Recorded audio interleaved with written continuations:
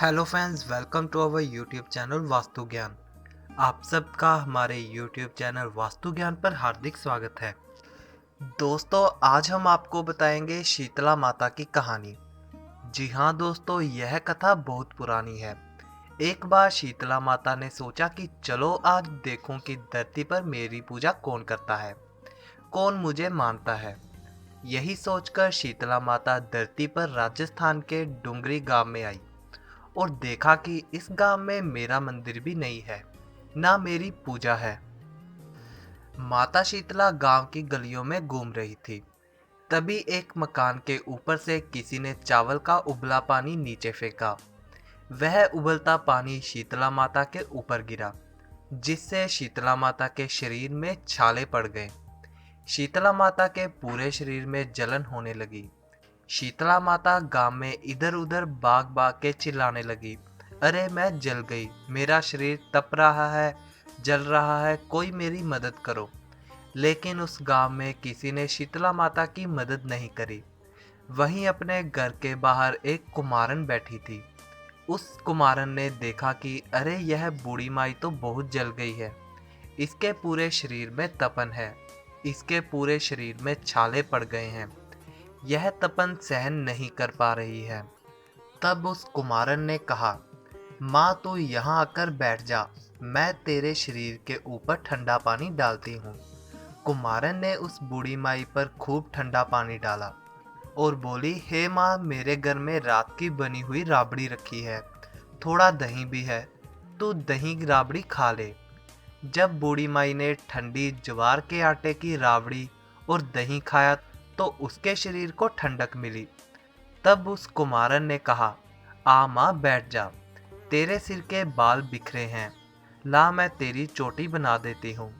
और कुमारन ने माई की चोटी गूंथने हेतु कंघी बालों में करती रही। अचानक कुमारन की नज़र उस बूढ़ी माई के सिर के पीछे पड़ी तो कुमारन ने देखा कि एक आंख बालों के अंदर छुपी है। यह देखकर वह कुमारन डर के मारे घबराकर भागने लगी। तभी उस बूढ़ी माई ने कहा, रुक जा बेटी, तू डर मत, मैं कोई भूत प्रेत नहीं हूँ, मैं शीतला देवी हूँ। मैं तो इस धरती पर देखने आई थी कि मुझे कौन मानता है, कौन मेरी पूजा करता है। इतना कह माता चार भुजा वाली हीरे जवाहरात के आभूषण पहने, सिर पर स्वर्ण मुकुट धारण किए अपने असली रूप में प्रकट हो गई। माता के दर्शन कर कुमारन सोचने लगी कि अब मैं गरीब इस माता को कहाँ बिठाऊं। तब माता बोली, हे बेटी, तू किस सोच में पड़ गई है। तब उस कुमारन ने हाथ जोड़कर आंखों में आंसू बहते हुए कहा, हे माँ, मेरे घर में तो चारों तरफ दरिद्रता है, बिखरी हुई है, मैं आपको कहाँ बिठाऊं। मेरे घर में ना तो चौकी है, ना बैठने का आसन।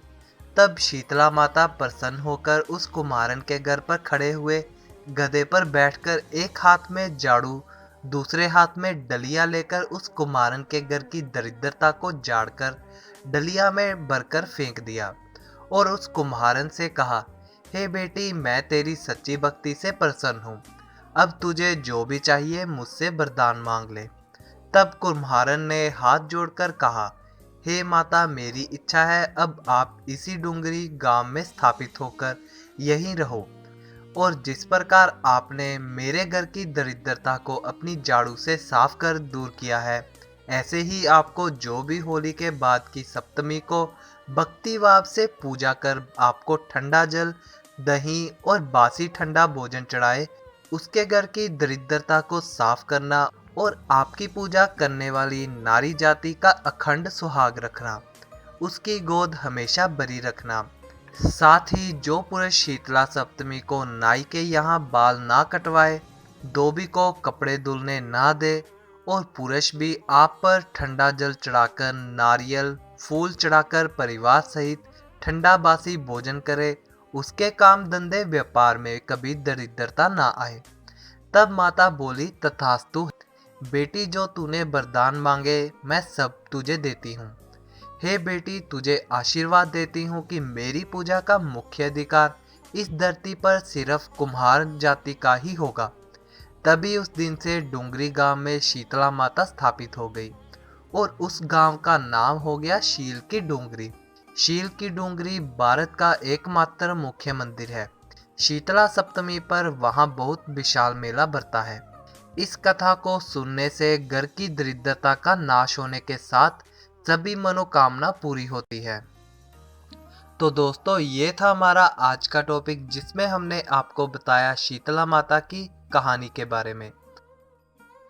अगर आपको ये कहानी पसंद आए तो आप इस कहानी को अपने दोस्तों से जरूर शेयर करें। इस वीडियो को ज़्यादा से ज़्यादा शेयर करके ज़्यादा लोगों तक इस जानकारी को पहुंचाएं। लाइक एंड कमेंट करके अपना फीडबैक भी दें और हमारे चैनल वास्तु ज्ञान को सब्सक्राइब करना मत भूलें। Keep sharing and keep supporting us. हम जल्दी मिलेंगे आपको एक और नई वीडियो के साथ। Thanks for watching.